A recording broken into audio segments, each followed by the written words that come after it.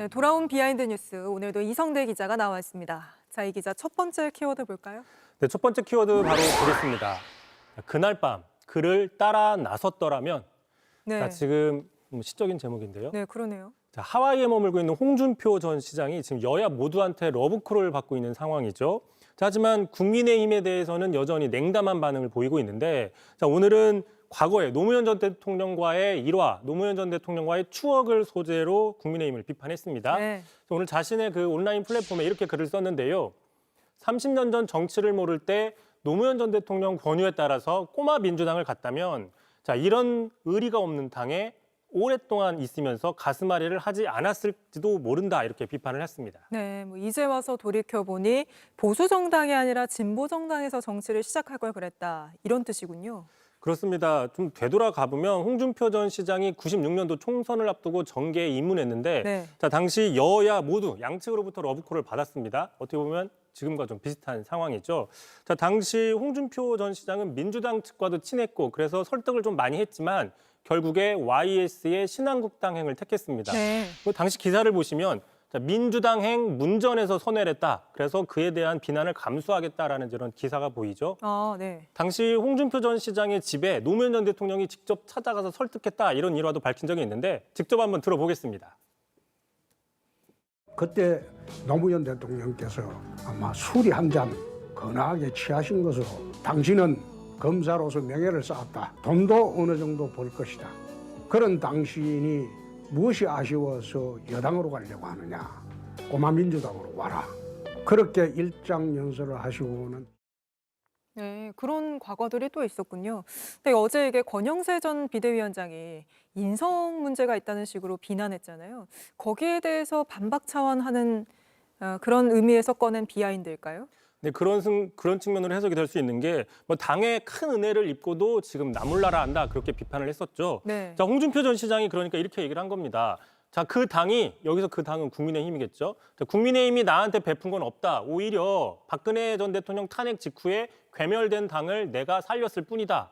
그러면서 특히 대선이 끝나면 돌아가겠다라고 얘기를 했습니다. 네. 지금 국민의힘 김문수 후보의 대통령 선거운동을 돕지 않겠다고 쐐기를 박은 것이죠. 자, 결국에는 다시 얘기해서 이러한 자신의 의지를 노무현 전 대통령과의 과거의 어떤 이런 비하인드를 꺼내면서 의지를 재확인한 거 아니냐, 이런 분석이 나오고 있는 겁니다. 자, 그러자 이재명 후보는 지금 국민의힘과 홍준표 전 시장과의 이 틈새를 계속 파고들면서 우호적인 메시지를 내고 있습니다. 직접 한번 들어보시죠. 홍준표 전 지사께서 차라리 민주당으로 갔더라면 하는 저 마음을 저는 조금은 이해합니다. 아마 엄청난 자괴심을 갖게 되신 것 같아요. 네, 이재명 후보가 이렇게 또 얘기를 하면서 홍준표 전 시장을 두고는 총리설도 나왔다가 홍 전 시장 쪽에서 또 부인을 했잖아요. 네, 사실 무근이라고 했습니다. 네, 앞으로의 행보가 더욱 좀 궁금해지는 그런 상황인 것 같습니다. 다음 이슈도 볼까요? 네, 두 번째 이슈 바로 보겠습니다. 누구 촉이 예리한가?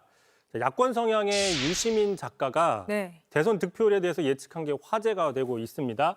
자, 55대 35대 10%가 될 것이다. 뭐 구체적으로 누군지는 얘기를 해보지는 않았습니다. 뭐 다 말을 안 해도 짐작이 갈 네. 수도 있을 텐데, 그 근거로 지난해였죠. 갤럽에서 전직 대통령 선호도 조사를 했는데, 이 조사를 보시면 역대 가장 좋아하는 대통령 노무현 전 대통령이 35%로 1위였고 2위가 박정희, 3위가 김대중 대통령 순이었습니다. 자, 전직 대통령을 좋아한다는 것은 그 유권자의 정체성과 연관이 됐고, 이 수치는 그래서 이번 대선의 득표율과 연동될 수밖에 없다는 게 유시민 작가의 주장인데, 네. 직접 한번 들어보시죠. 노무현, 문재인, 김대중 이 세 분이 제일 좋아. 이 세 분 중에 어느 한 분이 제일 좋아라고 말하는 분이 55%예요. 저는 이번 대통령 선거에서 미니멈 55%를 얻을 거라고 봅니다. 유시민 씨가 이 선거 전망을 자주 하는데 맞출지 굉장히 궁금한데요. 다만 이 55%, 미니멈 55%라고 했는데 이 55%라는 숫자가 이제까지 대선에선 나온 적이 없죠. 그렇습니다. 득표율 55%라는 거는 뭐 87년 민주화 이후 여당이든 야당이든 보수든 진보든 네. 한 번도 달성해보지 못한 어떻게 보면 역대급 승리, 압도적인 승리이죠. 자, 50% 과반도 딱 한 번입니다. 2012년 박근혜 전 대통령이 유일한데, 자, 선거 막판으로 갈수록 여야 모두 치열하게 여야 모두 최대한은 결집하기 때문에 네. 대선에선 한쪽이 50% 과반을 확보하는 게 그동안은 쉽지 않았던 겁니다. 자, 실제로 민주당에서는요, 유시민 작가의 어떤 이런 장밋빛 전망을 경계하는 목소리가 오늘 나왔습니다. 선거 전략통으로 알려져 있죠. 김민석 선대위원장이 압도적인 승리란 이 예언에는 동의할 수 없다면서 접전이 예상된다 이렇게 얘기를 했습니다. 들어보시죠.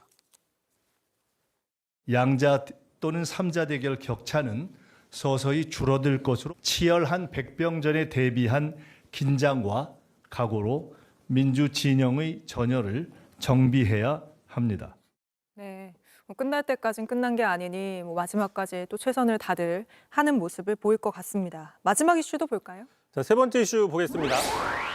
안녕히 계세요, 여러분으로 잡아봤는데요. 네. 자, 윤석열 전 대통령 탄핵 반대에 적극적으로 나서서 보수 전사로 거듭난 사람 있죠. 전한길 강사인데 자, 어제였습니다. 26년 동안 몸담았던 강단을 떠나겠다 이렇게 은퇴를 공식화했습니다.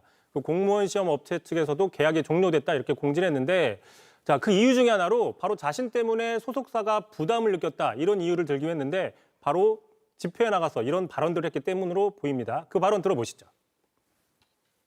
억울하게 누명을 쓰고 현재 구치소에 갇혀 계십니다. 저는 100% 저도 계몽령이라고 생각합니다. 자, 게다가 전한길 씨는 탄핵 반대 집회에 참석해서 이런 얘기를 했습니다. 자, 탄핵 반대 집회 참석에 대해서 일제강점기 고문을 당하고도 독립운동을 했던 분들 생각하면 이 정도 희생은 아무것도 아니다라고 생각한다면서 스스로를 독립투사에 비유하기도 했습니다. 네. 앞으로는 전환길 뉴스를 하겠다 이렇게 밝혔다면서요? 그렇습니다. 전한길 씨는 이제 언론인으로 전업하겠다라고 공식화했습니다. 앞으로 이제 윤석열 전 대통령의 입장을 전달하는 역할에 집중하는 거 아니냐 이런 네. 가능성이 나오고 있는데 실제로 오늘이었습니다. 지금 국민의힘 주변에서는 윤석열 전 대통령의 탈당 목소리가 커지고 있는데 전한길 씨가 윤석열 전 대통령은 지금 탈당 생각을 전혀 하고 있지 않고 자신이 당에 남아있는 게 선거에 도움이 된다라고 생각한다라고 하면서 윤 전 대통령의 의중을 이렇게 전달하는 역할을 하고 있습니다. 네, 자진 탈당설에 또 선을 긋는 모습이군요. 예. 알겠습니다. 여기까지 듣죠. 이성대 기자였습니다. JTBC 뉴스를 시청해 주셔서 고맙습니다. 저희는 저녁 6시 30분 뉴스룸에서 뵙겠습니다.